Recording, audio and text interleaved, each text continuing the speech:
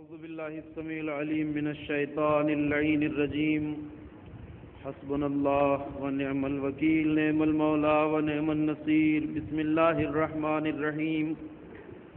الحمد لله الذي هدانا لهذا وما كنا لنهتدي لولا أن هدانا الله.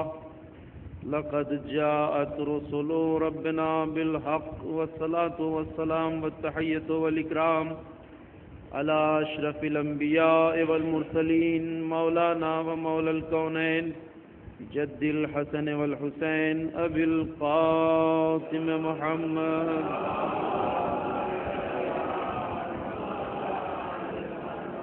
وعلى آله الطيبين الطاهرين المعصومين المظلومين الذين أذهب الله عنهم الرجس وطهرهم تطهيرا.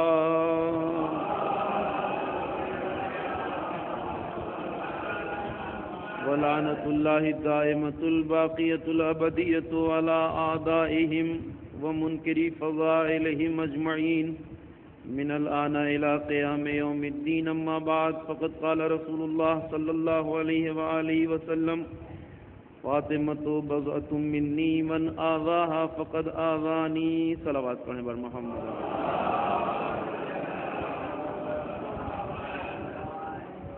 عزیزان محترم اور بزرگان گرامی قدر، مجھے اس بات کا پوری طرح احساس ہے کہ صبح سے لے کر اب تک آپ مسلسل مجالس کو سماعت فرما رہے ہیں.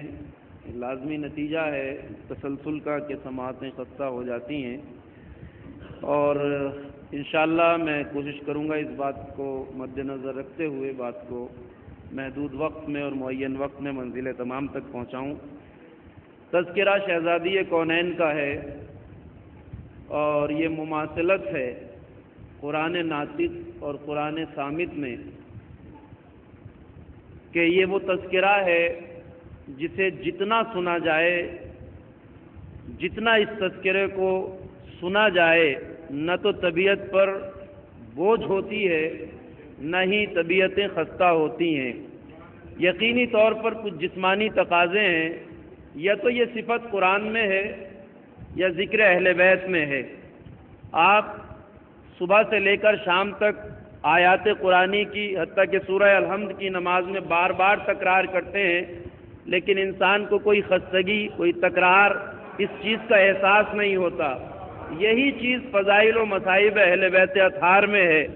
صبح سے سارے خطبہ شہزادی عالمیان کے فضائل اور مصائب پڑھ رہے ہیں، لیکن نہ کوئی خستگی کا احساس ہے نہ کوئی تکرار کی شکایت، اس لیے کہ اس ذکر کی شیرینی وہ ہے جس کا احساس صرف وہی کر سکتے ہیں جن کے پاکیزہ ظرف اس شیرینی کو محسوس کرنے کی صلاحیتیں رکھتے ہیں. میں نے جس فرمان مقدس کو اس وقت کی گفتگو کے لیے سرنامہ سخن قرار دیا ہے وہ سرور کائنات حضرت محمد مصطفیٰ صلی اللہ علیہ وآلہ وسلم. یہ وہ معروف حدیث ہے جسے تمام علماء نے ذکر کیا ہے، من جملہ علماء اہل سنت و شیعہ. ساری معتبر کتابوں میں اس حدیث مبارکہ کا تذکرہ ہے. فاطمہ میرا جز ہے، من آذاہا فقد آذانی. جس نے فاطمہ کو اذیت پہنچائی، جس نے فاطمہ کو تکلیف پہنچائی، جس نے فاطمہ کو دکھ دیا، اس نے مجھے اذیت و تکلیف پہنچائی. یہ معتبر حدیث ساری کتابوں میں موجود ہے. اس کا انکار کرنے والوں کی کوئی تعداد قابل ملاحظہ نہیں ہے، یعنی بہت شاذ و نادر کوئی فرد ایسا اسلامی تاریخ میں نظر آ سکتا ہے، وگرنہ سب کا اتفاق ہے. لیکن ایک چیز جو بار بار دیکھنے میں آتی ہے وہ یہ ہے کہ سرور کائنات نے مختلف الفاظ استعمال فرمائے اس حدیث مبارکہ کے لیے. کہیں کہا من آذاہا فقد آذانی، جس نے فاطمہ کو تکلیف پہنچائی اس نے مجھے تکلیف پہنچائی. کہیں لفظ استعمال ہوتا ہے ما آذاہا یؤذینی، جو چیز فاطمہ کے لیے باعث تکلیف ہے وہی میرے لیے باعث تکلیف ہے. فرق احادیث میں نقل میں نہیں ہے، نقل متعدد ہیں. یہ کثرت الفاظ کی تراکیب کا اختلاف اس بات کی بین دلیل ہے کہ اس حدیث مبارکہ کو پیغمبر اکرم نے کسی ایک موقع پر یا ایک بار نہیں فرمایا ہے، بلکہ اسلامی مجمع کے سامنے بار بار ارشاد فرمایا. تاکہ عظمت صدیقہ کائنات پوری دنیا کے سامنے واضح اور روشن ہو جائے۔ من آزاہا، جس شخص نے فاطمہ کو اذیت پہنچائی، ما آزاہا، جس چیز سے فاطمہ کو اذیت پہنچے گی اس سے خدا و رسول کو اذیت پہنچائے گی، ذرا سا پہنچے گی۔ ذرا سا فرق ہے صرف یہ کہ جہاں تک زواج کا تعلق ہے لفظ من کا، تو ممکن ہے کہ کسی ذہن میں یہ تصور آئے کہ جس شخص سے فاطمہ کو اذیت پہنچے اس سے پیغمبر اکرم اور خدا کو اذیت پہنچتی ہے، تو یہ من کا تعلق، شخصیت کا تعلق حیات صدیقہ کائنات سے ہو سکتا ہے۔ یعنی ہر وہ شخص جو زمانہ حیات صدیقہ میں ہو اور اس کی ذات سے فاطمہ کو اذیت پہنچے، اسی سے رسول اور اللہ کو اذیت پہنچنے والی ہے۔ مگر ماں کا لفظ اس کے دامن کو وسیع کرتا ہے۔ اس سے مراد یہ ہے کہ جو چیز، جو عمل فاطمہ کو اذیت پہنچا سکتا ہے وہی رسول اور خدا کو اذیت پہنچانے والا ہے۔ مطلب یہ ہے کہ جو افراد زمانہ حیات فاطمہ میں ہوں انہیں اپنی ذات کا خیال رکھنا چاہیے کہ ان سے کوئی اذیت فاطمہ کو نہ ہو، اور رہتی دنیا تک جتنے انسان آنے والے ہیں انہیں اپنے عمل کا خیال رکھنا چاہیے، کوئی ایسا عمل نہ ہونے پائے جس سے فاطمہ کو تکلیف پہنچ جائے۔ ایک صلوات پڑھے بر محمد و آل محمد۔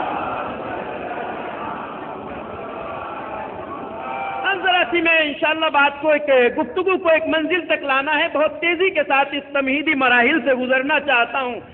اللہ نے مختص کر دیا ہے اپنی رضا کو رضائے فاطمہ سے۔ ان اللہ یرضا لرضاہا، اللہ فاطمہ کی خوشنودی سے خوشنود ہوتا ہے، وَيَغْضِبُ لِغَضَبِهَا، اور فاطمہ کی ناراضگی سے ناراض ہوتا ہے۔ احادیث اتنی متواتر ہیں کہ جس کا انکار ممکن نہیں ہے۔ عزیزوں، یہ بہت بڑی بات ہے جو سرور کائنات نے ارشاد فرمائی، اللہ فاطمہ کی رضا سے راضی ہوتا ہے، فاطمہ کی ناراضگی سے ناراض ہوتا ہے۔ یہاں راز یہ ہے کہ ایک مرد مسلمان اس بات کو اچھی طرح جانتا ہے کہ جب سے وہ دائرہ اسلام میں قدم رکھتا ہے اس کی زندگی میں جتنے بھی افعال بنام دین ہوتے ہیں سب کا واحد مقصد ہوتا ہے رضائے پروردگار کا حصول۔ جو صاحبان شعور ہیں، جنہیں بندگی کا شعور ہوتا ہے، بندگی کا سلیقہ ہوتا ہے، بندگی کے مفہوم کو جو سمجھتے ہیں وہ یہ جانتے ہیں کہ ایک سچے مرد مومن کی زندگی میں جو عبادتیں ہیں، جو ریاضتیں ہیں، وہ نہ جنت کے لیے ہوتی ہیں اور نہ ہی جہنم کے ڈر سے ہوتی ہیں۔ معیار ایک ہے مرد مومن کی عبادتوں اور ریاضتوں کا، اور وہ ہے رضائے الہی حاصل کرنا۔ اسی لیے آپ محسوس کریں گے ایک اشارہ بات آپ کے اذہان عالیہ میں روشن ہو جائے گی۔ دین نے ہمیں کچھ اعمال دیے، یہ کرو یہ نہ کرو، اسی کو ہم واجبات اور محرمات کہتے ہیں۔ واجب یعنی کرو، جس کو کرنے کا حکم ہو۔ لہذا جو کام ہم کرتے ہیں وہ رضائے پروردگار کے لیے کرتے ہیں۔ ایک مشن ہے ایک مرد مسلمان کا پوری زندگی میں جتنے اعمال اس پہ لاگو ہیں کہ وہ رضائے پروردگار حاصل کر سکے۔ اسی وجہ سے آپ ذرا سا غور کریں گے، تائید بھی فرمائیں گے یہاں بیٹھے بیٹھے، کہ جتنے بھی اعمال عبادی ہم انجام دیتے ہیں، آئیے جس میں بھی نیت کی شرط ہے، ایک چیز آپ محسوس کریں گے کہ عمل کی شکل بدل جاتی ہے، عمل کی صورت بدل جاتی ہے، عمل کا طریقہ بدل جاتا ہے، نیت کے الفاظ چینج ہو جاتے ہیں۔ مثلا وضو کے لیے نیت کی ضرورت ہے، وضو ایک عمل ہے، عمل ایسا ہے کہ جس کی شکل الگ ہے۔ آپ اس کے بعد نماز کے لیے گئے، نماز کی شکل وضو سے میچ نہیں کھاتی۔ اس کے بعد آپ حج پہ گئے، حج کا طریقہ آپ کی نماز سے میچ نہیں کھاتا۔ آپ زکوٰۃ دے رہے ہیں، اس کا طریقہ الگ ہے۔ آپ روزہ رکھ رہے ہیں، وہ نماز اور روزے اور وضو سے بالکل مختلف ہے۔ ذرا سی توجہ، انشاءاللہ بات اذہان عالیہ میں روشن اور واضح ہو جائے گی۔ کہنا یہ چاہتا ہوں کہ عمل بدل جاتا ہے، عمل کا طریقہ بدل جاتا ہے، عمل کی شکل بدل جاتی ہے، مگر نیت کے الفاظ بدل جاتے ہیں۔ مگر آپ دیکھیے مرد مسلمان جب نیت کرتا ہے تو شکل بھی بدلتی ہے، نیت کے الفاظ بھی بدلتے ہیں، مگر کسی بھی نیت میں ایک جملہ نہیں بدلتا، اور وہی روح بندگی ہے۔ ہر عبادت کرنے والا جب نیت کرتا ہے، ہر نیت میں ایک جملہ ضرور کہتا ہے، اور وہ ہے قربتاً اللہ۔ کوئی نیت ایسی دیکھی ہے جس میں لفظ قربتاً اللہ نہ آتا ہو؟ لفظ بدل جائیں گے، طریقہ بدل جائے گا، صورت بدل جائے گی، مگر یہ قربتاً اللہ نہیں بدلے گا۔ قربت کا مطلب اب فرش اعضا پہ آنے کا اتنا فیض تو الحمدللہ ہمیں ہے کہ ہمارے بچے بھی ان باتوں کو بخوبی سمجھ لیتے ہیں جنہیں بعض دوسروں کے بڑے بھی سمجھنے کی صلاحیت نہیں رکھتے۔ لہذا قربتاً اللہ یعنی یہ عمل جو میں انجام دے رہا ہوں اللہ کے قرب کے لیے ہے، اللہ سے تقرب حاصل کرنے کے لیے ہے۔ تو قرب الہی کا الحمدللہ کہیں بھی یہ مطلب ہمارے بچے بھی جانتے ہیں نہیں ہے کہ اللہ سے قریب ہونے کا یہ مطلب نہیں ہے کہ کوئی فزیکلی طور پہ اللہ کے قریب ہو جائے۔ اب اللہ جسم و جسمانیات سے مبرہ ہے، وہ سمت میں نہیں ہے، نہ ادھر نہ ادھر، نہیں اگر اشارہ اس کی طرف ہو جائے تو وہ خدا نہ رہے۔ ایسا نہیں ہے کہ قربتاً اللہ کا یہ مطلب ہو کہ میں اللہ سے قریب ہو جاؤں، جیسے اس دیوار کے قریب ہو گیا، جیسے اس ستون کے قریب ہو گیا۔ قربتاً اللہ کا مطلب اللہ سے قریب ہونے کا مطلب کہیں بھی جسمانی اور فزیکلی قربت نہیں ہے، بلکہ اس قربت سے مراد وہی رضائے پروردگار ہے، یعنی میرا رب مجھ سے راضی ہو جائے تو سارے اعمال جتنے بھی ایک انسان بنام اسلام انجام دیتا ہے سب کا ایک مقصد ہے قرب الہی، یعنی رضائے پروردگار حاصل ہو جانا۔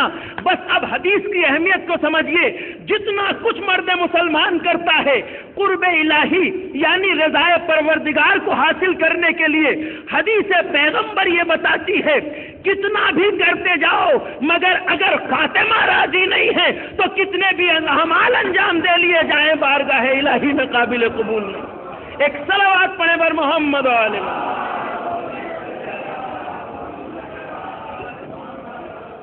وجہ فرما رہے ہیں، یعنی مربوط کر دیا ساری رضا الہی کو رضا فاطمہ سے، متعلق کر دیا گیا ہے ساری بندگی اور عبادتوں کا نتیجہ۔ اگر رضا الہی چاہیے، اگر خوشنودی پروردگار چاہیے، اگر اللہ کو راضی کرنا چاہتے ہو تو پہلے فاطمہ کا راضی ہونا ضروری ہے۔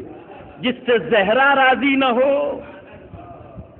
اس سے رب راضی نہیں ہو سکتا، اور شاید یہی احساس تھا کہ جو انہیں بھی فاطمہ کے دروازے تک معذرت کے لیے لے آیا، جنہوں نے کل کمال بے شرمی سے فاطمہ کے دروازے کو جلانے کی دھمکی دی اور فاطمہ کے دروازے کو جلایا، اس لیے کہ پیغمبر کی احادیث کانوں میں گونج رہی تھی اور مسلسل یہ آواز دے رہی تھی کہ اگر زندہ رہتے رہتے فاطمہ کو راضی نہ کیا گیا کہ فاطمہ راضی نہیں ہوئی، اگر فاطمہ کو راضی نہ کیا گیا تو آنے والی نسلیں رضا اللہ کہتے کہتے تھک جائیں گی مگر رضا الہی حاصل نہیں ہو سکتی۔ صلوات پڑھیں بر محمد و آل محمد۔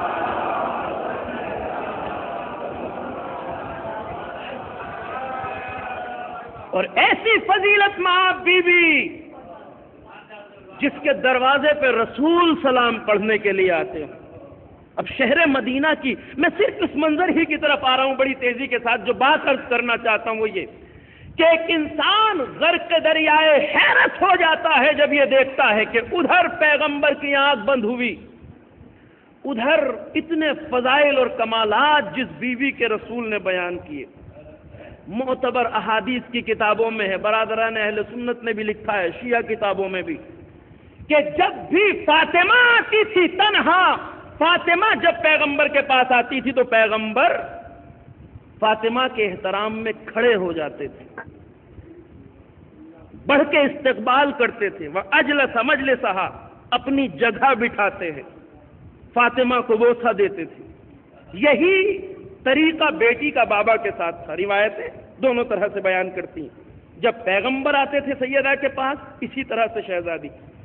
یہ وہ عظمتیں تھیں جن کا تذکرہ بار بار کیا گیا، لیکن ایک بہت بڑا سوال ایک انسان کے سامنے یہ کھڑا ہوتا ہے، اتنی فضیلتیں، اتنے کمالات، جس کے پیغمبر نے بیان کیے ہوں، پھر کیا ہوا کہ پیغمبر کے بعد اسی بیوی کے دروازے پر لوگ آگ اور لکڑیاں لے کے آ گئے؟ میں گفتگو کو آگے بڑھاؤں گا مگر یہی سے مجھے گریز لینا ہے۔ آخر مدینے میں ایسا کیا ہوا؟ یہ بہت بڑا سوال ہے ایک مرد مسلمان کے سامنے، جس کا جواب اسے تلاش کرنا چاہیے۔ اور شاید اسی سوال کے جواب کو واضح کرنے کے لیے علماء کی تاکیدیں ہیں، مراجع کرام کی تاکیدیں ہیں، اولیاء اللہ کی تاکیدیں ہیں، جو آج بندگان خدا اور وفا ہیں کہ شہزادی کے ایام شہادت پر اس طریقے سے منظم طور پہ مجالس عزا برپا کی جائے، جس کا نتیجہ آپ یہ دیکھ رہے ہیں۔ اس لیے کہ بہت بڑا سوال ہے، آخر کیا ہوا اس شہر مدینہ کو کہ جہاں شہزادی فاطمہ کے دروازے پر لوگ آگر لکڑیاں لے کے آ گئے اور پورے شہر میں کوئی شہزادی کی حمایت کرنے والا نہیں ہے؟ ایک سوال یہ ہے کہ زہرا کی خطا کیا تھی؟ زہرا کا قصور کیا تھا؟ کوئی بتا سکتا ہے؟ قرآن بتا رہا ہے آج تک وہ دروازہ جسے جلایا گیا، بنص قرآن یہ وہی دروازہ تھا جس سے کبھی کسی کو کوئی تکلیف نہیں پہنچائی گئی، بلکہ یتیموں کو، اسیروں کو، بے کسوں اور مضطروں کو جہاں سے رزق بٹتا تھا۔ شہزادی کا دروازہ کوئی معمولی نہیں، فاطمہ نے کسی کا کیا بگاڑا تھا؟ بہت بڑا سوال ہے یا نہیں؟ بھائی انسان اگر پیغمبر سے محبت کرتا ہے تو اسے یہ سوچنا چاہیے کہ انسان کی عظمت کا خیال اس کی اولاد کے احترام کے ذریعے رکھا جاتا ہے۔ جس کی اولاد کا احترام نہ کیا جائے اس کے احترام کو ضائع کرنا اسی کو کہتے ہیں۔ شہزادی فاطمہ بعد پیغمبر اس شہر میں تنہا، کیا قصور ہے فاطمہ کا؟ میں آپ کو اسی سوال کی طرف لانا چاہتا ہوں۔ زہرا کی کوئی خطا نہیں، زہرا کا کوئی قصور نہیں تھا، سوائے اس کے کہ جس شہر میں سب نے اپنے ہونٹوں پہ مہر سکوت لگا لی تھی، جس شہر کو خاموشی نے جکڑ لیا تھا، جس شہر کو نامردی اور مردگی نے جکڑ لیا تھا، اس شہر میں اگر اعلان حق میں کوئی زبان بول رہی تھی تو وہ تنہا فاطمہ زہرا کی ذات تھی۔ اس لیے کہ فاطمہ خاموش نہیں بیٹھی۔ یہیں سے میں اس بات کی وضاحت کروں گا کہ کیا کہنا چاہتا ہوں۔ سوال یہی ہے کہ زہرا نے کسی کا کچھ نہیں بگاڑا، فاطمہ نے تو کسی کو تکلیف نہیں پہنچائی۔ فاطمہ کے دروازے سے جو رزق بٹتا تھا، سورہ دہر جس کی قصیدہ خوانی کر رہا ہے، لیکن زہرا نے تو کسی کا کچھ نہیں بگاڑا تھا۔ اب آئیے اس تاریخی پس منظر کی طرف جس کا تذکرہ انہی ایام کی برکت سے ہو سکتا ہے کہ شہزادی کے ساتھ ایسا آخر کیوں ہوا؟ بہت بڑا سوال ہے ایک مرد مسلمان کے لیے۔ شہزادی نے کسی کا کچھ نہیں بگاڑا، پیغمبر اکرم کی آنکھ بند ہوئی اور شہر کوفہ کو ایک ایسی سیاست نے جکڑ لیا جہاں وہ اصحاب پیغمبر جو میدان جنگ میں جاتے ہوئے دعا کرتے تھے کہ ہمیں زندہ واپس لوٹنا نصیب نہ ہو، وہ اتنے مردہ دل ہو گئے کہ رسول کی بیٹی کے حق میں کوئی آواز نہیں اٹھا رہا ہے، کوئی بولنے والا نہیں ہے۔ سوال بہت بڑا ہے یا نہیں؟ آخر کیا ہوا شہر مدینہ کو؟ یہاں سے آپ اندازہ لگائیے کہ ایک پورا مشن تھا۔ ہمارے یہاں دعائے ندبہ آپ اٹھا کے دیکھیے، دیگر احادیث معصومین اٹھا کے دیکھیے، اس سارے بغض و عداوت کی ایک وجہ یہ ہے جس کی طرف اشارہ کیا گیا کہ لوگ دامن اسلام میں تو آ گئے تھے مگر ابھی تک ان کے دلوں سے بدر، احد، حنین اور خیبر و خندق کے کینے نہیں نکلے تھے۔ یہ دامن اسلام میں آ گئے تھے مگر آج تک نہیں بھولے تھے کہ ان کے ماموں کو، بھائیوں کو جو کافر تھے، جو میدان میں آئے، کس کس تلوار سے واصل جہنم ہونا پڑا۔ آج تک یہ اس کو نہیں بھلا پائے تھے، اسی لیے بہانے کیے گئے۔ ایک مکمل مشن۔ اب آئیے جس شہر میں فاطمہ بول رہی ہیں اور کھلے عام بول رہی ہیں، اس شہر میں مردگی کا عالم آپ جانتے ہیں؟ سوچنے کی بات ہے، ذرا سا توجہ۔ کہتے ہیں کہ ہمارے یہاں جو تعلیمات دی گئی ہیں وہ یہ ہے کہ ایک مرد مسلمان وہ نہیں ہوتا جو چپ ہو کے زندگی گزارے، ایک مرد مسلمان وہ نہیں ہے جو ظلم کے خلاف خاموش ہو کے زندگی گزارے، ایک مرد مسلمان جیتا جاگتا انسان ہوتا ہے جو ظلم و بربریت سے لوہا لیتا ہے۔ مگر شہر مدینہ میں تازہ اسلام، تازہ مسلمان، پیغمبر کی تعلیمات ابھی زندہ ہیں، تو ایسا کیوں ہوا کہ یہ شہر خاموش ہو گیا؟ ہمارے یہاں آج بھی وہ تعلیمات ہیں۔ الحمدللہ ہمارے جوان، ہمیں خاص طور سے شیعان آل محمد، ہمیں بار بار یہ کہا گیا ہے کہ وہ طبقہ لائق تعریف نہیں ہوتا جو ظلم کے خلاف خاموشی اختیار کر لے، جو بربریت کے خلاف خاموشی اختیار کر لے، اس لیے کہ جتنا بڑا جرم اس ظالم کا ہوتا ہے جو ظلم کر رہا ہے، ہمارے یہاں تعلیم یہ ہے اتنا ہی بڑا وہ طبقہ بھی مجرم ہوتا ہے جو ظلم کو دیکھتے ہوئے خاموشی اختیار کر لے۔ اسی لیے کہا گیا کہ ظلم کرنے والے اگرچہ چند لوگ تھے مگر خاموش رہنے والے سب ان کے معاون اور مددگار۔ ہمارے یہاں جو تعلیم ہے وہ یہی ہے کہ جو ظلم ہوتے دیکھے اور خاموش رہے۔ آئیے آپ پڑھتے ہیں شب جمعہ زیارت وارثہ میں، دیگر زیارتوں میں، جملہ عرض کروں آپ کی خدمت میں، زیارت میں آپ پڑھتے ہیں جملہ بار بار تکرار کرتے ہوں گے۔ میں ایک تقاضا اس منبر سے یہ کرنا چاہتا ہوں، اس کم مجمع سے نہیں، صرف یہ گفتگو آپ سے نہیں ہے، جہاں تک یہ بات پہنچے اس کو عام کرنے کی ضرورت ہے۔ عرض یہ ہے کہ ہم جو چیزیں پڑھتے ہیں، دعائیں، زیارتیں، احادیث معصومین میں جو اشارے ہیں، ایک ہم اپنا طریقہ بنائیں۔ ہمارا مذہب یہ کہتا ہے کہ مذہب ہمارا مقدار اور کوانٹٹی کو نہیں دیکھتا بلکہ کوالٹی کو دیکھتا ہے۔ عمل اتنا کرو جس میں معیار عمل پایا جاتا ہو، ضروری نہیں ڈھیر سارا عمل کرو لیکن اس کی کوئی وقت اور حیثیت نہ ہو۔ زیارت جو پڑھ رہے ہیں ہم، جو عمل کر رہے ہیں، جو دعا پڑھ رہے ہیں، نہ صحیح پوری دعائیں کمیل پڑھ ڈالیے آپ، ایک مختصر اس کا حصہ پڑھیے، مگر ذرا وقت نکالیے یہ سمجھنے کے لیے کہ اس میں کہا کیا جا رہا ہے۔ زیارتیں پڑھتے ہیں، وقت نکالیے یہ سمجھنے کے لیے کہ اس میں کہا کیا جا رہا ہے۔ تعقیبات نماز ہے، تھوڑا وقت نکالیے دیکھنے کے لیے اس میں کہا کیا جا رہا ہے۔ قسم خدا کی ایک ایک یہ اعمال، تعقیبات، زیارت، دعاؤں میں ایسے ایسے فقرے ہیں کہ اکیلا فقرہ پوری زندگی کو بدل سکتا۔ شب جمعہ جو زیارت آپ زیارت وارثہ کے نام سے پڑھتے ہیں، وہاں ایک جملہ ہے، لعن اللہ امتن قتلت کا حسین، لعنت ہو اس قوم پر جس نے آپ کو قتل کیا۔ وَلَعْنَ اللَّهُ أُمَّةً سَمِعَتْ بِذَلِكَ فَرَضِيَتْ بِهِ، جنہوں نے قتل کیا ان پر بھی لعنت۔ وَلَعْنَ اللَّهُ أُمَّةً، ان لوگوں پہ بھی لعنت جس نے آپ کی مظلومیت کا ذکر سنا اور خاموشی اختیار کر لی۔ اس لیے کہ یہ خاموش طبقہ، ذرا سا توجہ میری طرف، میرا سب سے بڑی داد آپ کی یہی ہوگی کہ آپ صرف توجہ سے میری بات ملاحظہ فرما لیں۔ یہ خاموش طبقہ جو ہوتا ہے، کیوں شریک جرم ہے، کیوں اسی طرح لعنت ہے اس پر جس طرح قاتل کے اوپر لعنت ہے؟ اس لیے کہ قاتل اور ظالم کا سب سے بڑا مددگار یہی طبقہ ہوتا ہے جو چپی اختیار کر لیتا ہے۔ ظالم کی اصل طاقت وہی لوگ بنتے ہیں جو مظلومیت کی طرف سے آواز نہیں اٹھاتے۔ اس لیے کہ یہ وہی طبقہ ہے جو ظالم، آپ دیکھتے ہیں نا ایک محلے میں بدماش کیسے بدماش بن جاتا ہے۔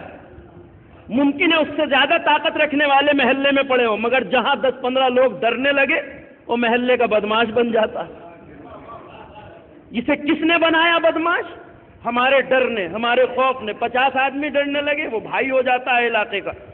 ظالم کی اصل طاقت وہ طبقہ ہوتا ہے جو ظلم کے خلاف خاموشی اختیار کر لیتا ہے، اور یہی وہ طبقہ ہوتا ہے جو اس کی سب سے بڑی طاقت ہوتا ہے۔ اور اسی لیے ہماری تعلیمات جو دی گئی ہیں یہ ہے، جس نے حسین آپ کو قتل کیا ان پر بھی لعنت، جنہوں نے آپ کے قتل ہونے کا تذکرہ سنا اور ظلم سے اظہار نفرت نہیں کیا، آواز احتجاج بلند نہیں کی، ان پر بھی لعنت۔ ذرا سی بات ہی کہ صاحبان علم کی بستی ہے اور صاحبان علم کا مجمع ہے، بات ذرا عرض کر دوں آپ کی خدمت میں۔ لعن اللہ امتن قتلت کا حسین، ان پہ لعنت جنہوں نے آپ کو قتل کیا۔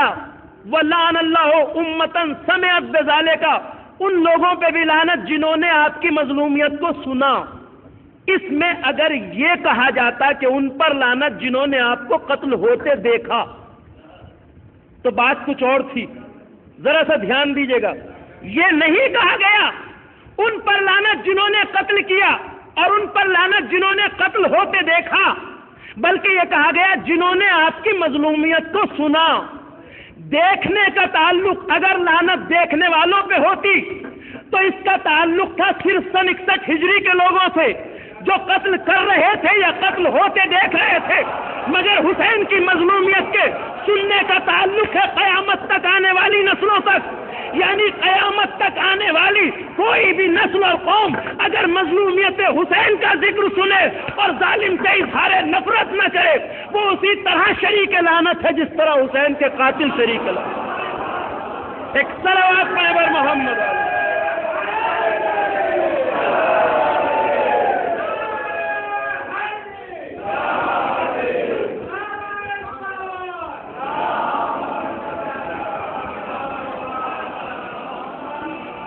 سننے کا تعلق قیامت تک ہے. وَلَعَنَ اللَّهُ أُمَّةً سَمِعَتْ بِذَلِكَ فَرَضِيَتْ بِهِ.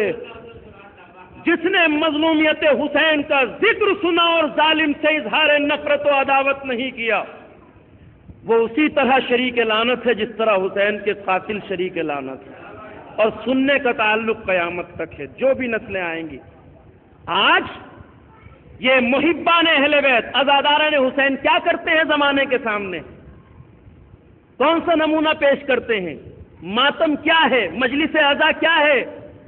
یہ وہی چیز ہے جو ہمیں ممتاز کرتی ہے ان خاموش لوگوں سے جو ظلم یزیدی کے خلاف آواز نہیں اٹھاتے. ظلم یزیدی کے خلاف. اس لیے کہ یہ خاموش سماج جو جب تک خاموش رہتا ہے تب تک ظالم کا حوصلہ ظلم بڑھتا جاتا ہے، مگر جہاں ایک آواز احتجاج بلند ہوتی ہے تو کہتے ہیں احتجاج میں اٹھنے والا ایک ہاتھ ظالم کے لیے 1000 تلواروں سے بھاری ہوتا ہے. اس لیے کہ وہ تلواروں کا مقابلہ تو کر سکتا ہے مگر کرداروں کا مقابلہ نہیں کر سکتا. وہ فکر کا مقابلہ نہیں کر سکتا، وہ سوچ کا مقابلہ نہیں کر سکتا. تلواروں سے تلواروں کا مقابلہ کر سکتا ہے مگر مظلومیت کے دفاع میں اٹھنے والی آواز کا وہ مقابلہ اس کے بس کی بات نہیں ہے. یہ وہی عزاداران حسین ہیں جو کربلا سے لے کر آج تک اپنے آپ کو بتاتے ہیں کہ ہم صف ظلم سے باہر ہیں. اور شاید آج تھوڑی سی مشکلات ہیں جس کی طرف میں اس وقت اشارہ نہیں کر سکتا مگر کبھی انشاءاللہ، وہ یہ کہ ہم خود آج مفہوم ماتم کو نہیں سمجھتے. اگر ہم یہ جان لیں کہ ہم کیا کر رہے ہیں تو ہماری زندگی بدل سکتی ہے. آج عزادار حسین اس بات کو اسے سمجھنا چاہیے کہ وہ کیا کر رہا ہے. ماتم احتجاج مسلسل ہے ظلم کے خلاف، ماتم احتجاج مسلسل ہے بربریت کے خلاف، ماتم عزا ہے حسین ابن علی کی، ماتم ہے حسین ابن علی کا. اگر مفہوم ماتم سے ہم غافل رہیں، غافل ہیں کسی حد تک، اس کی دلیل یہ ہے کہ ہمارا جوان ماتم بھی کر رہا ہوتا ہے اور ہنس بھی رہا ہوتا ہے. بعض وقت دیکھنے میں یہ افسوسناک صورتحال آتی ہے. جسے مفہوم ماتم کا علم ہو جائے، ہنسنا تو دور کی بات، وہ مسکرا بھی نہیں سکتا اگر مفہوم ماتم کو سمجھ لو. آج ہمارے جوانوں کو بہت ضرورت ہے ان معارف کی جس کی طرف اشارہ کر رہا ہوں. بہت ضرورت ہے. کیوں؟ اس لیے کہ کہیں نہ کہیں ہم تھوڑی بہت غفلت کرتے ہیں. اگر کسی کو ماتم کا مفہوم معلوم ہو جائے تو ہنسنا تو دور کی بات، وہ مسکرا بھی نہیں سکتا. اس لیے کہ ماتم کہتے ہیں شدت غم میں تڑپ کے جب کوئی اپنے سینے پہ ہاتھ مار کے ہائے کہتا ہے، اسے کہتے ہیں ماتم. لغت بتاتی ہے جب ایک بے کس ماں اپنے جوان بیٹے کے لاشے پر تڑپ کر بے چین ہو کے اپنے سینے کو پیٹتی ہے، ہائے میرے لال، اسے کہا جاتا ہے ماتم. اگر کسی کو اس غم کا احساس ہو سکتا ہے اگر کوئی اسی احساس کے ساتھ سینے پہ ہاتھ مار کے کہے ہائے حسین، تو ممکن ہے وہ مسکرا دے، اس کے لبوں پہ ہنسی یا مسکراہٹ آ جائے. نہیں ہو سکتا. صرف توجہ کی ضرورت ہے. اور میں وہ مولوی ہوں جو ممبر سے پوری شجاعت اور ذمہ داری کے ساتھ کہتا ہوں کہ صرف اتنی دیر ماتم کرو جتنی دیر اس مفہوم کے ساتھ ماتم کر سکو. اس لیے کہ جب آپ جلوس لے کے جاتے ہیں تو سفیر عزا ہوتے ہیں، پیامبر ہوتے ہیں غم عزائے سید الشہداء کے. آپ کا کردار دیکھا جاتا ہے. ایسا نہ ہو کہ کوئی آپ کو مسکراتا اور ہنستا دیکھ کے مفہوم ماتم کے بارے میں غلط تصورات قائم کر لے. ماتم کوئی رسم و رواج تھوڑی ہے. ماتم تو ایک پیغام، ایک میسج ہے، ایک احتجاج مسلسل ہے. توجہ دینے کی ضرورت ہے. ہمارے یہاں ہو تو ماتم بھی ہو رہا ہے، ہنس بھی رہے ہیں، کوہنی بھی مار رہے ہیں ایک دوسرے کو، کہیں کچھ بٹ رہا ہے تو اس پہ ٹوٹے بھی پڑے. جو اس غم کا احساس لے کے ماتم کرے اسے ان چیزوں کی فرصت نہیں ہوتی ہے. ذرا سا توجہ ان مفاہیم کی طرف، اسے ان چیزوں کی. تو اسی لیے میں عرض کرتا ہوں کہ جتنی دیر اس غم کے ساتھ ماتم کر سکو. اگر 8 گھنٹے کا جلوس ہے، میں میری ذمہ داری ہے، 8 گھنٹے کا اگر جلوس ہے اور آپ اس احساس غم کے ساتھ اس جلوس کے ساتھ 4 گھنٹے رہ سکتے ہیں تو بس 4 گھنٹے رہیے. جب مزاج بدلنے لگے، ہنسی کا احساس ہونے لگے تو گھر لوٹ آئیے. اس میں زیادہ اجر و ثواب ہے. وہاں رہ کر اگر مذہب کا میسج غلط جائے آپ کی وجہ سے تو آپ بہت بڑے مجرم قرار پائیں گے. گھر آ کے بیٹھ جائیے، ضروری نہیں 8 گھنٹے رہیں. اگر 8 گھنٹے رہ سکتے ہیں اس غم کے احساس کے ساتھ تو رہیے، لیکن اگر وہ احساس بدلنے لگے تو گھر آ جائیے. شہزادی آپ سے راضی ہوں گی. اس لیے کہ ہمیں دیکھ کے بعض افراد فیصلہ نہیں کر پاتے کہ یہ آپ کسی بھی قوم کے آدمی سے کہیے ماتمی جلوس آ رہا ہے تو کیا کہے گا وہ؟ عزاداروں کا جلوس، غم منانے والوں کا جلوس، پھر ہمیں ہنستے دیکھے. لہذا ہمارے اوپر بڑی ذمہ داری ہے. اب سوچنے کی بات یہ ہے جس مفہوم کے ساتھ ہم ماتم کرتے ہیں یہ ماتم احتجاج مسلسل ہے ظلم کے خلاف. اور اس کی دلیل یہ ہے کہ شاید ہمیں اتنا احساس نہیں ہے عظمت ماتم کا جتنا دشمنوں کو احساس ہے. وہ جانتے ہیں کہ عزادار حسین کا ہاتھ جب ماتم کے لیے اٹھتا ہے تو یہ احتجاج بن جاتا ہے. ایک بات آپ سے کہوں پوری ذمہ داری اور وضاحت کے ساتھ، اسلامی تاریخ میں آج تک چلے آئیے آپ، بڑے بڑے ظالموں کا دور گزرا. حجاج، منصور دوانقی، متوکل عباسی سے لے کر عصر حاضر کے یزید وقت تک عراق میں صدام نے جو 32 سال عراق میں نہیں ہونے دیا وہ ماتم حسین تھا. جانتے ہیں آپ کیا وجہ ہے؟ کبھی توجہ کی اس مفہوم کی طرف؟ بڑے بڑے ظالم گزرے، بڑے بڑے ستمگر آئے، مگر کسی نے کسی بھی عبادت پہ پابندی نہیں لگائی. کسی دور میں نماز سے نہیں روکا گیا، کسی دور میں روزے سے نہیں روکا گیا، کسی زمانے میں بھی حج سے نہیں روکا گیا. وہ بھی عبادتیں ہیں، ماتم حسین بھی عبادت ہے. کسی عبادت سے نہیں روکا گیا. اگر روکا گیا تو اس عبادت سے جسے ماتم حسین کہتے ہیں. کیوں روکا ظالموں نے؟ اس لیے کہ وہ جانتے ہیں ایک انسان کو ہر عبادت بیدار کرتی ہے، مگر جتنی تیزی سے ماتم حسین بیدار کرتا ہے اتنی تیزی سے کوئی عبادت انسان کو بیدار نہیں کرتی. جتنی تیزی سے حسین کا ماتم سماج کو بیدار کرتا ہے. زندہ باد، زندہ باد، زندہ باد، زندہ باد، زندہ باد.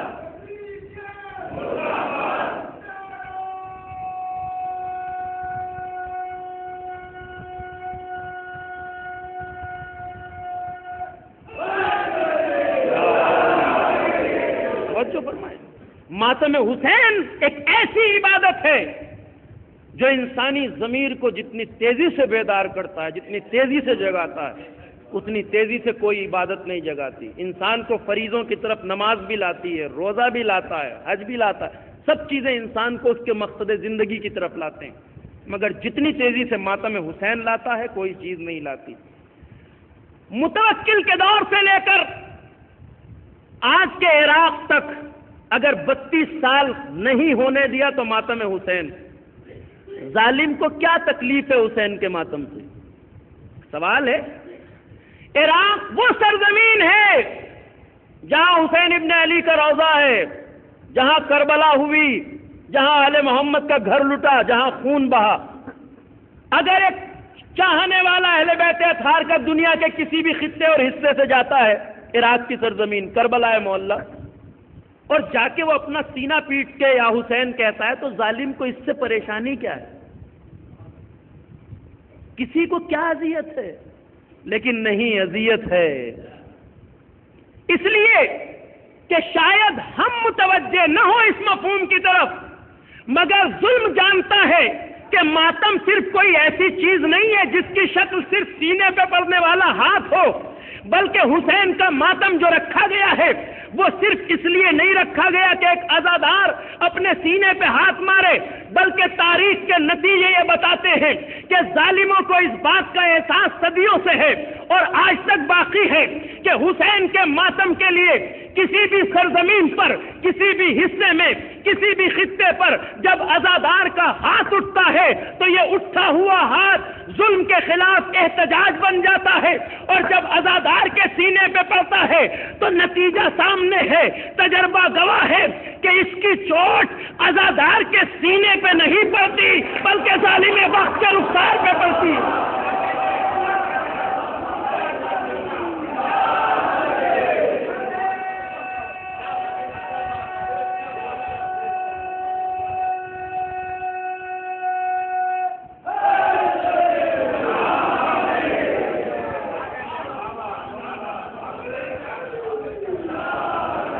ہمارے سینے تو سالم رہتے ہیں، ہمارے سر تو سالم رہتے ہیں، ہمارے پاؤں تو سالم رہتے ہیں، ظالم کو کیا تکلیف ہے؟ کہ یہ سینے باقی رہتے ہیں مگر وہ چہرے بگڑ جاتے ہیں جو ظلم کے حامی ہوتے ہیں۔ حسین کے ماتم کی چوٹ عزادار کے سینے کو زخمی نہیں کرتی بلکہ ظلم کے رخسار کو لہو لہان کرتی، اور اسی لیے ظلم نے جتنا زور اس کے پاس تھا صرف کر دیا عزائے حسین کو روکنے کے لیے۔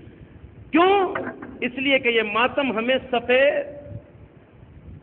ایسی صف سے خارج کرتا ہے، ان لوگوں کی بھیڑ سے جدا کرتا ہے جو ظلم کے خلاف احتجاج نہیں کرتے، جو بربریت کے خلاف آواز نہیں اٹھاتے، جن میں ظلم کے خلاف بولنے کا جذبہ نہیں ہوتا۔ ایک مثال سن لیجئے انشاءاللہ، حسین ابن علی کے ماتم کے مفہوم کو اگر سمجھ لیا جائے اور سمجھا دیا جائے تو ہم بہت بڑے بڑے کام کر سکتے ہیں۔ یہ حسین کا ماتم سینے پہ جو پڑنے والا ہاتھ ہے، اس کا اثر بہت دور تک جاتا ہے، اسی لیے پابندیاں۔ اب آئیے اسی آج عصر حاضر میں دیکھ لیجئے، پاکستان جتنی دہشت گرد تنظیمیں ہیں، جتنے بم بلاسٹ کرنے والے ہیں، جتنے خودکش بمبار ہیں، وہ جلوس اعضا میں آ کے بمباری کرتے ہیں، اپنے آپ کو اڑا دیتے ہیں، 10-5 عزاداروں کو لے کے مر جاتے ہیں، اور جب ان سے کہا جاتا ہے کہ ایسی حرکتیں کیوں کرتے ہو تو بس ایک ہی بات رکھتے ہیں کہ جلوس اعضا باہر نہ آئے، ماتمی جلوسوں کو باہر نہ آنے دیا جائے۔ اسلامی سرزمین، اسلامی ملک، کتنی بے حیائی کی بات ہے، وہاں ناچ گانے کی انجمنیں باہر آ جائیں، ڈھول تاشے والے آ جائیں، ناچنے والوں کے جلوس نکل آئیں، تماشے والے آ جائیں، کوئی اعتراض نہیں، شراب خانوں پہ کوئی حملہ نہیں، جوئے کے اڈوں پہ کوئی حملہ نہیں۔ آخر کوئی تو راز ہے، آپ کو کسی سے کوئی تکلیف نہیں ہے، ڈھول پہ ناچنے والوں سے تکلیف نہیں ہے، صرف عزاداری کے جلوس باہر نہ آئے۔ بہت عجیب مطالبہ ہے آپ کا، کیا تکلیف ہے؟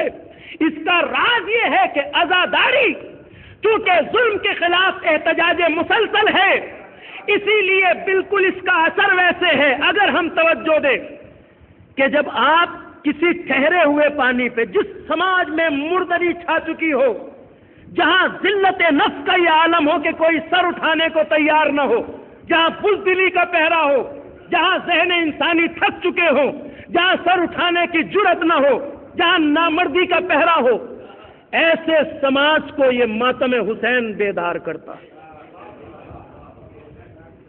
کبھی تجربہ کر کے دیکھیے، کسی ٹھہرے ہوئے پانی پر، کوئی تالاب ہو، کوئی جھیل ہو، کہیں پانی بھرا ہو جو ساکت ہو، جس میں کوئی تحرک اور حرکت نہ ہو، ایسے ٹھہرے ہوئے پانی کی سطح پر کبھی ہاتھ سے ہلکی سی ایک تھپک دے کے دیکھیے، تو جہاں آپ پانی کو ٹچ کریں گے وہاں ایک حرکت پیدا ہوگی، ایک سرکل بنے گا، ایک دائرہ بنے گا۔ آپ نے جہاں ہاتھ رکھا ہے یہ دائرہ صرف وہیں تک نہیں رہتا، بلکہ یہ دائرہ بڑھتا جاتا ہے، بڑھتا جاتا ہے۔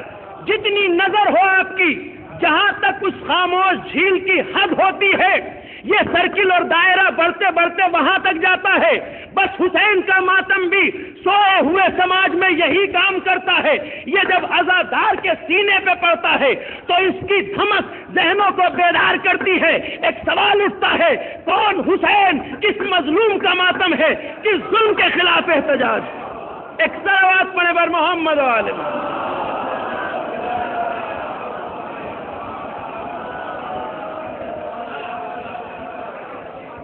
یہ ماتم ایک لہر پیدا کرتا ہے، ایک ایسی لہر پیدا کرتا ہے جسے ہم دیکھ نہیں پاتے، مگر وہ سوئے ہوئے ذہنوں کو بیدار کرتا ہے۔ یہ ماتم ہمیں ان مفاہیم کو سمجھنے کی ضرورت ہے۔ آج اب میں جس بات کو کہہ رہا تھا، یہاں بات ادھر گفتگو یہاں چلی آئی، اب میں آپ سے عرض کروں کہ ظلم کے خلاف آواز اٹھانا سب سے بڑی ذمہ داری ہے ایک مرد مسلمان کی، اور جو اس ذمہ داری کو ادا نہیں کرتے تو ہمارا مذہب کہتا ہے کہ وہ بھی اسی طرح شریک لعنت ہیں جس طرح ظلم کرنے والے شریک لعنت ہیں۔ تاریخ بتاتی ہے کہ بعد پیغمبر رسول کی بیٹی کے ساتھ اتنا ظلم ہوا، اتنی ناانصافی ہوئی، مگر کوئی فاطمہ کے دروازے پر لوگوں کو جمع دیکھ کر یہ کہنے والا نہیں تھا، لوگوں کس دروازے کو جلا رہے ہو، کس پہ آگ لگا رہے ہو؟ یہ وہی دروازہ ہے جس پہ رسول آ کے سلام پڑھتے تھے۔ کسی نے نہیں کہا آخر اس شہر کو ہو کیا گیا؟ بہت بڑا سوال ہے یا نہیں؟ وہ زہرا جس نے کسی کا کچھ نہیں بگاڑا، اس شہر کو آخر ہو کیا گیا کہ کوئی بولتا نہیں؟ سب خاموش ہیں، ہر طرف مردگی چھائی ہے۔ بنت رسول پیغمبر کی بیٹی اپنے دروازے کے پیچھے تنہا کھڑی ہے اور کہہ رہی لوگوں کیا ارادہ ہے کہ ہم گھر کو آگ لگا دیں گے؟ کوئی کہنے والا نہیں۔ بہت بڑا سوال ہے یا نہیں؟ آخر اس شہر کو ہوا کیا؟ اس شہر کی سب سے بڑی جو خطا ہے وہ ہے بزدلی۔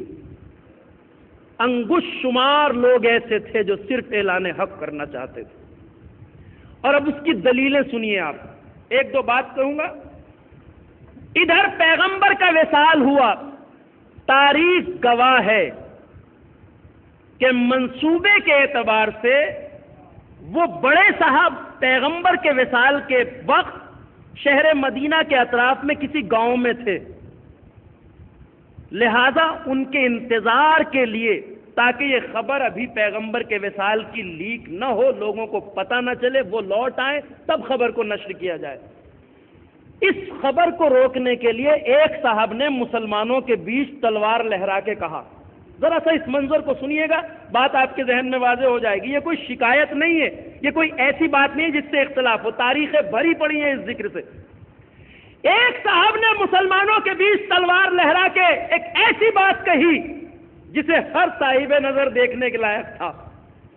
کہا مسلمانوں، اگر کسی نے بھی یہ کہا کہ پیغمبر اس دنیا سے جا چکے ہیں تو میں اس کا گلا کاٹ دوں گا۔ مشہور ہے روایت، ایک صاحب نے اگر کسی نے یہ کہا پیغمبر کا انتقال ہو گیا، وصال اور وفات، تو میں اس کا گلا کاٹ دوں گا۔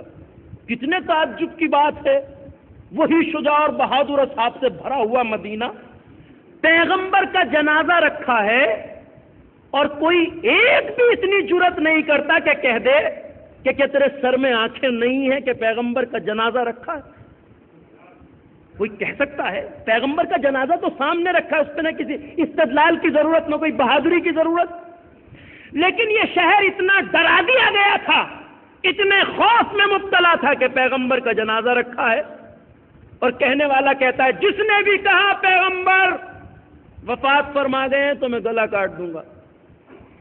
اب ذرا سا سوچنے کی بات تو ہے عزیزوں کہ جس شہر میں پیغمبر کے سامنے رکھے ہوئے جنازے کے لیے کوئی یہ کہنے والا نہ ہو کہ آنکھ کھول کے دیکھ لے پیغمبر کا جنازہ رکھا ہے، اس شہر سے ہم یہ امید کر سکتے ہیں کہ وہ اس طبقے کے خلاف یہ کہے گا کہ علی کو رسول نے اپنے بعد جانشین اور خلیفہ بنایا؟ اس مردہ سماج سے اس بات کی امید کی جا سکتی ہے؟ جو رکھے ہوئے جنازہ رسول کو دیکھ کے یہ نہ کہہ سکے، کیا بکتا ہے وہاں اس بات کی جرت تلاش کر سکتے ہیں آپ اس مردہ ضمیر مجمع میں کہ کوئی کہے کہ بھئی یہ کیا کر رہے ہو؟ علی کو ذوالشیرہ سے لے کر غدیر تک پیغمبر نے کتنے مقامات پر اپنے وصی، جانشین، خلیفہ، نائب اور وصی کے طور پہ علی کا تعارف کرایا، بلکہ کتابوں میں اس بات کا ذکر ہے کہ وصال پیغمبر تک شہر مکہ اور مدینہ میں ایک بھی مسلمان ایسا نہیں تھا جسے یقینی طور پہ یہ بات معلوم نہیں تھی کہ بعد پیغمبر علی وصی رسول ہیں۔ کسی کو کوئی شک نہیں تھا، اس لیے کہ جتنی تکرار پیغمبر نے اس موضوع کی تھی، ذوالشیرہ سے لے کے غدیر تک کسی دعوت اسلامی پہ نہیں کی۔